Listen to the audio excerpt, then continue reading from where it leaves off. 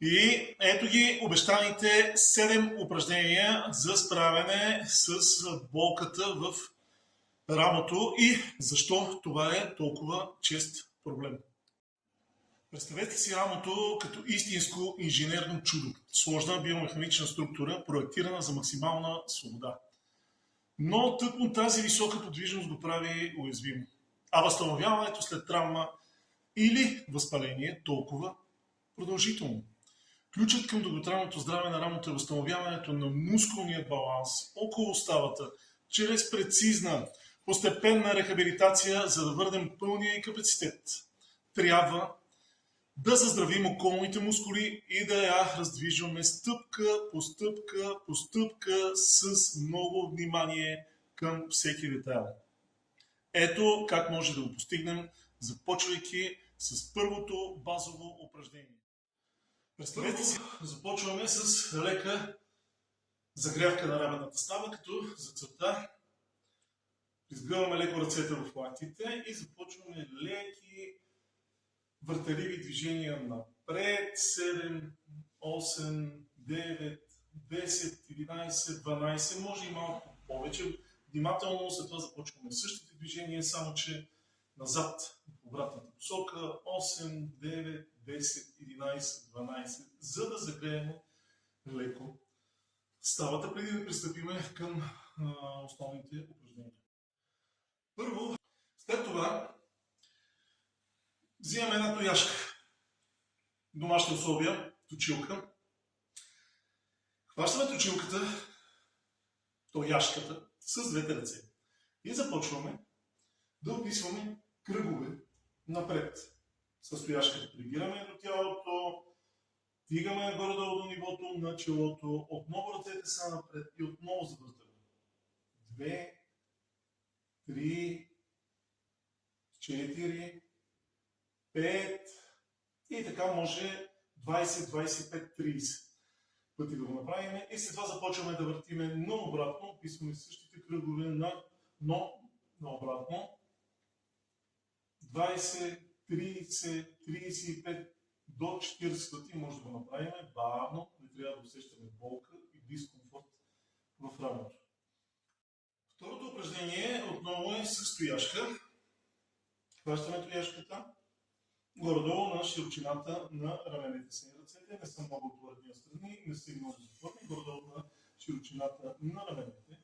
Пускаме я и бавно, без да сгъваме ръцете в лактите, дигаме нагоре, като се стремиме тояшката да отиде над главата.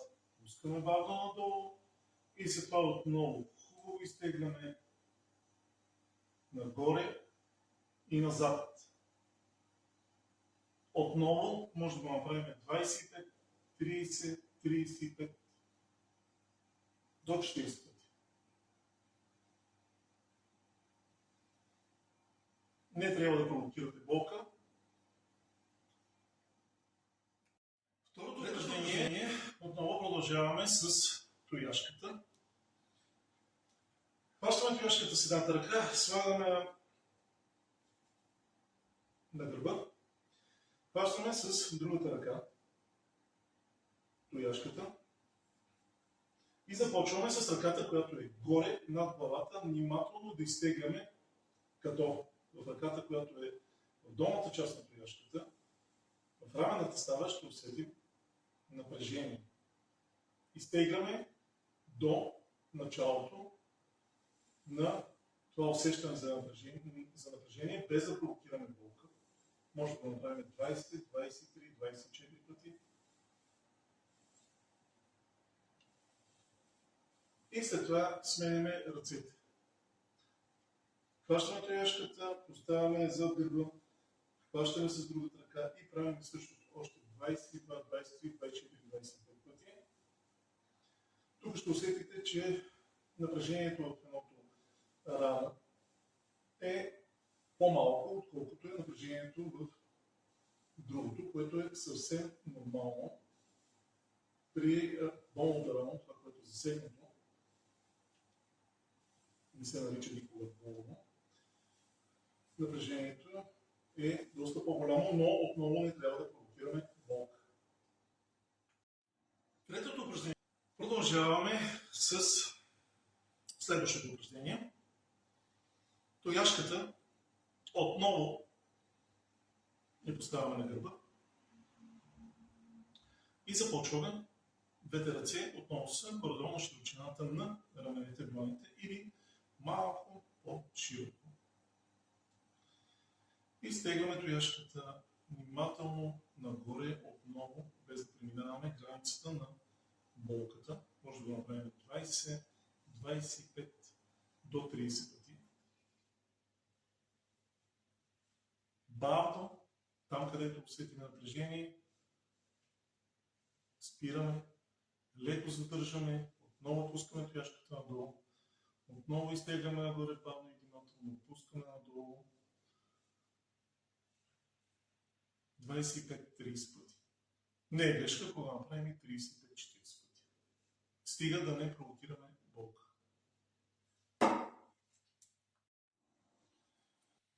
И преминаваме към следващото упражнение. Отново сме с тояшка. Тояшката отново е зад гърба, отново ръцете са, дланите отново са на широчината на раменете или една идея по-широко, но не много. Не така. И започваме с изпънати лакти да повдигаме тояшката назад. Два пъти. 3 пъти, отново без да преминавате прага на болката, 20-25 пъти, не повече. Хубаво изтегляме ръцете назад, леко задържаме, пускаме. Изтегляме ръцете назад, леко задържаме, пускаме. Изтегляме ръцете назад, леко задържаме, пускаме. И преминаваме към следващото упражнение, отново с тояшка. Изключително приятно упражнение. Хващаме тояшката вече в единия край и в другия край. Завъртаме така, че едната ръка е долу, другата е горе. Държиме стабилно. И започваме да изтегляме леко по посока на ръката, която е горе. Ще усетите хубаво разтягане в предната част на рамото. Леко задържате, връщаме хубаво тояшката надолу. Отново правим едно хубаво изтегляне. Отново леко задържаме там, където усетиме разтягане в предната част на рамото. Пускаме тояшката.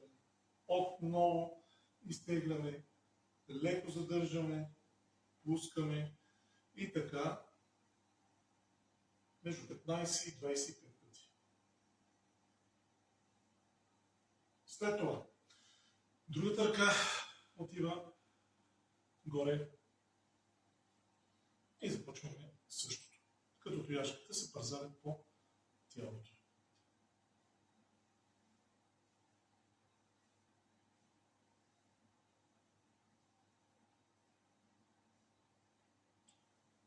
И задържаме винаги леко горе, когато усетиме разтягане на предната част на рамото. Преминаваме към следващото упражнение.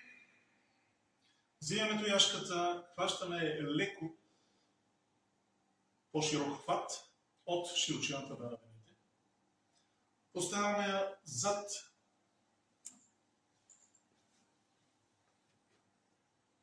главата. И започваме изтегляне нагоре. Пускаме тук, вече когато тояшката е на нивото на главата, ще започнете да усещате леко напрежение отново предната част на рамото. Леко пускаме надолу. Отново леко задържаме. Дигаме нагоре. Пускаме. Отново леко задържаме. Там, където усетиме разтягането. Дигаме нагоре. Пускаме надолу. Дигаме нагоре. Пускаме надолу, леко задържаме. Дигаме нагоре. Пускаме надолу. 30, 35 до 40 пъти.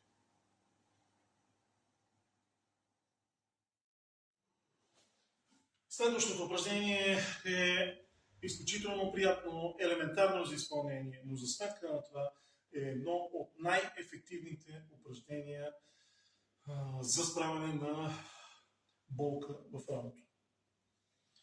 Намираме стол или някакъв предмет по-нисък от маса, на който да се подпреме с едната ръка.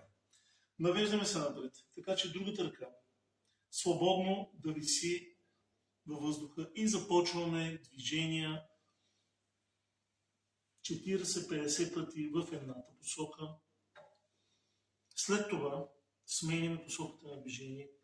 Не трябва да има стягане и напрежение в рамото. Просто ръката трябва да се движи свободно. Пендуларните упражнения са изключително ефективни. Същото упражнение може да го направите като в ръката, която се движи, стискате примерно някакво шише от 500 грама. Безалкохолно или 500 грамова киричка, но не повече от 500 грама. Килограм много. Като дори и без допълнителна тежест, това упражнение е изключително ефективно.